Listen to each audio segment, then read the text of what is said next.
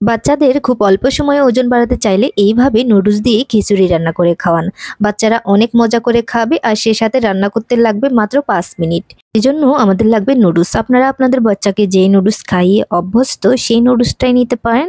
অর্ধেক নিয়েছি ফুলকপি আর ছোট সাইজের একটা আলু আর অর্ধেক নিয়েছি পেঁয়াজ। এগুলাকে গ্রেটার দিয়ে গ্রেট করে নিতে হবে, একদম কুচি কুচি হবে, এতে করে কিন্তু আমাদের সময়টা কম লাগবে।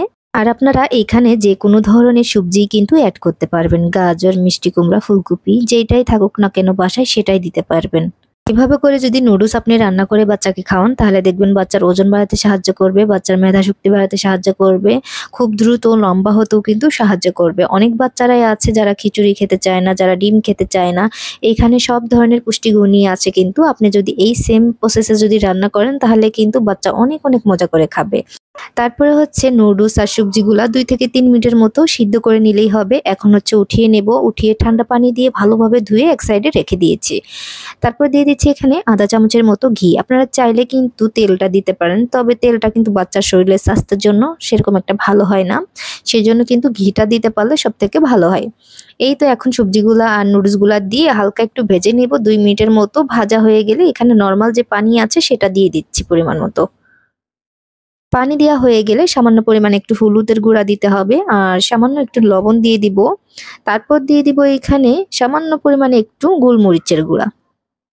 যদি বাচ্চা ঝাল সহ্য করতে পারে তাহলে দিবেন, আর তা না হলে কিন্তু স্কিপ করতে পারেন। এখন একটা ডিম কাঁটা চামচ দিয়ে এভাবে করে ফিটিয়ে নিতে হবে। ডিমটা ফেটানো হয়ে গেলে এক সাইডে রেখে দেব। এবার লাগবে আমাদের চালের গুঁড়া।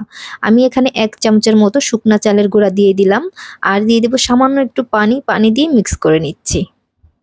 এই তো হয়ে গেছে মিক্স করা। এখন হচ্ছে ডিমটা দিয়ে দিব, এইভাবে করে দেব আর এইভাবে করে নেড়েচেড়ে নেব যাতে করে ডিমটা খুব সুন্দরভাবে ভেঙে ভেঙে যায়। তারপর এখানে এই তো চালের গুঁড়াটাও দিয়ে দিলাম।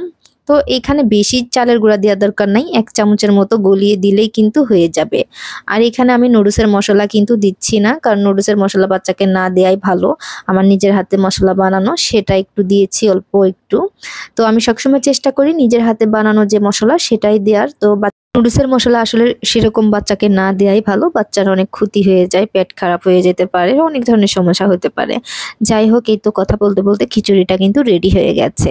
দেখেন বাচ্চারা সবজি খেতে চায় না, ডিম খেতে চায় না, ধরেন কিচ্ছু খেতে চায় না, তো তাদেরকে এইভাবে করে যদি খিচুড়িটি রান্না করে দেন বাচ্চারা কিন্তু নুডলস অনেক বেশি পছন্দ করে। পছন্দ করলেই নুডলস কিন্তু এমনিতে দেওয়া যাবে না, এইভাবে করে খিচুড়ি রান্না করে দিবেন।